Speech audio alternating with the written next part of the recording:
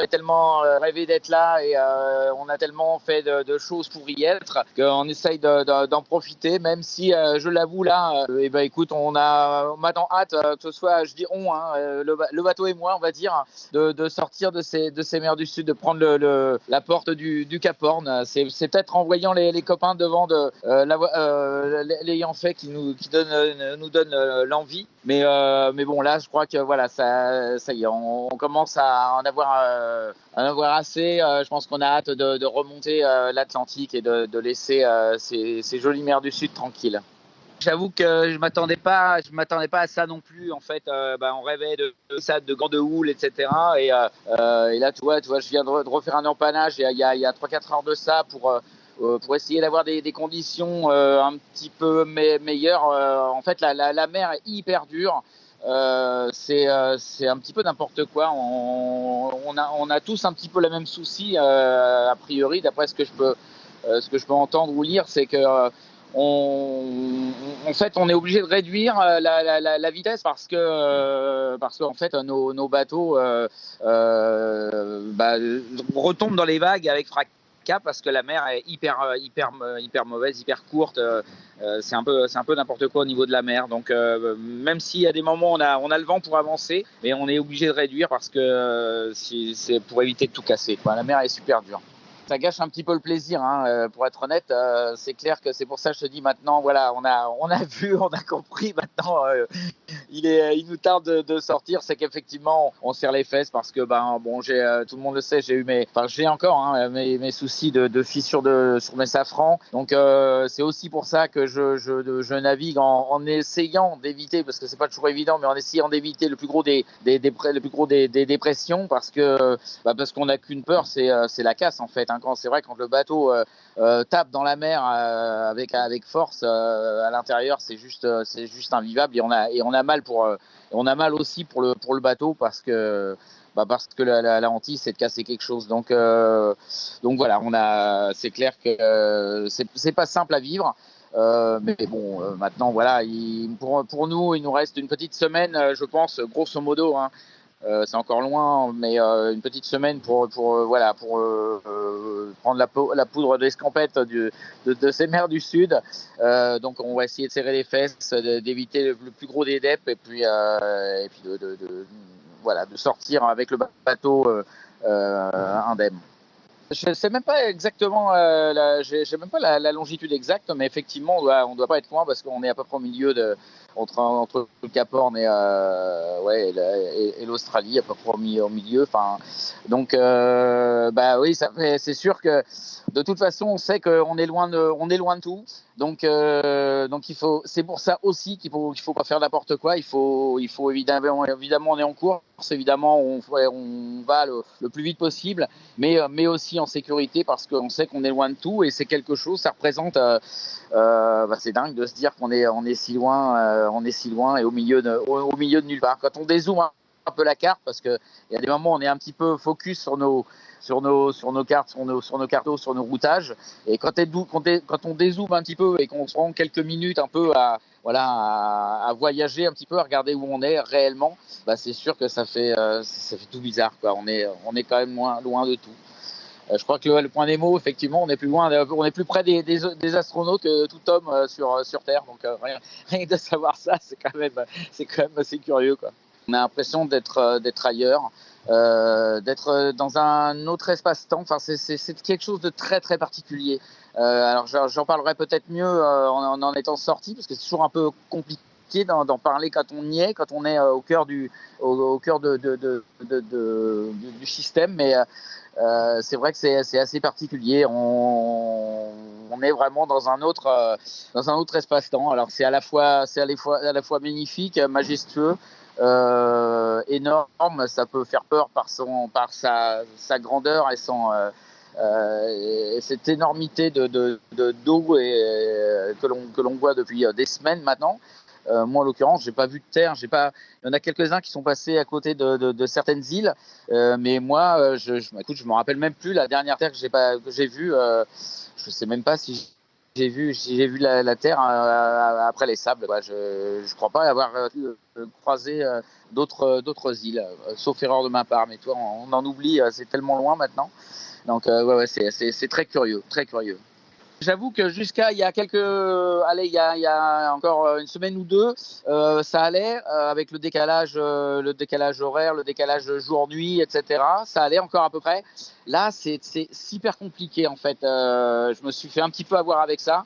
J'ai pour habitude quand je navigue d'essayer de garder un rythme, on va dire assez séquencé, toi, avec le petit déj, me prendre sur les heures TU pour faire mon petit déj, mon repas du midi, mon repas du soir, pour essayer de garder un rythme. Et là, en fait, on est complètement décalé. Donc ça, c'est hyper compliqué. Les nuits sont très très courtes. Et j'avoue que je saute souvent un repas parce que c'est pas terrible, hein, mais ça, j'ai eu du mal j'étais pas préparé à ça en fait. Je m'attendais pas à ce point à être décalé. Donc là, c'est en train de se recaler un petit peu, mais ça fait partie des choses que j'ai eu du mal, ouais, à me faire. Bon après voilà, il y a rien de grave, mais ne serait-ce que pour le sommeil, c'est pas simple. C'est pas simple. Le décalage m'a surpris quand même. Je pensais pas à ce point-là être j'ai été surpris de ça, ouais. J'avoue que dans l'Indien, c'était bon. Alors après, il y a aussi, tu sais, on a tellement hâte de. Moi, c'était mes premiers, donc voilà, j'avais hâte de voir ça. C'est pas qu'on s'en lasse, hein, loin de là, parce que c'est toujours magnifique. Mais là, il y en a moins. J'ai l'impression qu'il y a moins de vie dans le Pacifique, là où on est, que dans l'Indien, au niveau des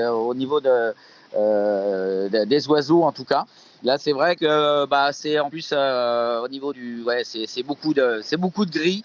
Alors c'est une nuance de gris, ça c'est sûr, mais ouais, il y a beaucoup moins de vie au niveau des oiseaux que ce que j'ai pu connaître dans l'Indien. Et après il y a évidemment le froid puisqu'on est beaucoup plus sud, hein. Là, je suis à 52 sud et je vais encore descendre bien plus bas que ça. Donc il y a le froid qui est permanent, l'humidité. Ça c'est pas évident non plus, mais ça va. Finalement je pensais honnêtement souffrir un petit peu plus du froid que ça. En revanche, je pensais souffrir moins du décalage horaire et du décalage des repas et du sommeil que ce que ça me fait en ce moment, quoi. J'avais, je pense, emmené un peu beaucoup de fringues parce que, en règle générale, j'aime bien me changer assez souvent. Alors, honnêtement, je l'ai fait moins que d'habitude, mais je fais super gaffe à ça.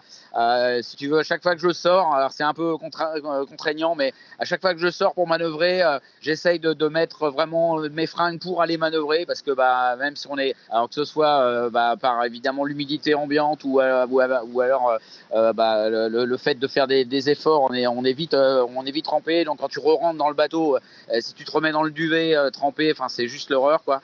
Donc j'essaye vraiment de faire super gaffe, de bien me changer avant de sortir. J'ai mes affaires pour aller manœuvrer. Quand je rentre, je me change et je remets mes affaires sèches. Donc j'essaye de faire attention à ça, ne serait-ce que pour pas faire attention à ma peau et puis de pas faire attention à un minimum d'hygiène et puis ne serait-ce que pour le côté agréable quand même, c'est quand même plus sympa d'être sec à l'intérieur.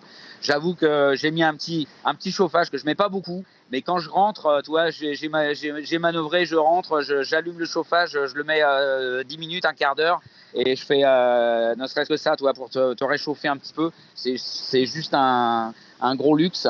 C'est une des choses que j'ai monté avant de partir que je regrette pas de l'avoir fait, quoi. C'est un petit confort, mais qui est important. Quand tu es quand tu es bien dans ton corps, que tu es, ça joue de toute façon le fait de pas hésiter à sortir parce que tu sais que une fois rentré, tu vas pouvoir te réchauffer un petit peu, donc tu sors beaucoup plus facilement. Enfin, moi, j'avais fait ça en ce sens et je regrette pas. Donc voilà, même si effectivement on le met pas beaucoup, hein, c'est quoi, c'est une demi-heure par jour maximum en plusieurs fois, mais c'est un vrai. Je pense que pour le minimum de points embarqués, c'est un vrai confort. Après, clairement, c'est sûr qu'on n'a pas les mêmes objectifs en termes de performance que certains bateaux. On a déjà un bateau au départ qui est un peu plus lourd, et là on parle de quelques kilos, quoi. Donc c'est pas non plus, enfin, en tout cas pour nous, là où on joue, c'est pas, ça compte pas énormément. Eh ben écoute, je vais aller empanner, tu vois, je vais aller manœuvrer. J'attendais justement, j'attendais l'appel parce que bah voilà, je me suis décalé un tout petit peu nord et je vais redescendre. Voilà, je vais redescendre sud pour là, je suis derrière une des passions. Donc on parlait de la mer et de sa dureté. Bah c'est exactement ça parce que je sais que les copains devant, Stéphane, enfin voilà, il y a pas mal de Stéphane, Didac, tout ça sont un peu dans le dur là, dans la dépassion. Arnaud un peu plus devant, ils sont avec Alan, ils sont plus dans la dépassion, au cœur de la dépassion. Moi, je suis juste derrière. Alors j'ai un petit peu moins de vent, mais par contre c'est du vent en rafale hyper difficile à gérer. J'ai entre 25 et 40 nœuds de vent, donc c'est pas simple de trouver le bon réglage, et en plus derrière la DEP la mer est juste chaotique, donc c'est pour ça que c'est pas facile d'aller vite. On est obligé de trouver un réglage, on va dire, c'est pas facile de trouver le réglage optimum. On est des fois un peu obligé de sous-toiler pour pas tout casser, parce qu'on part dans des surfs de folie, et en fait et on se fait taper en descendant énormément dans les vagues, donc voilà, il faut essayer de trouver le bon réglage pour arriver à passer assez vite pour pas se faire bouler par la houle, et pas trop vite pour pas aller tout casser dans cette mer dure, quoi. Donc je vais aller empanner, voilà. Donc mon programme est tout trouvé, un bel empannage, et puis voilà. Puis après je vais me prendre un bon petit café pour me réchauffer.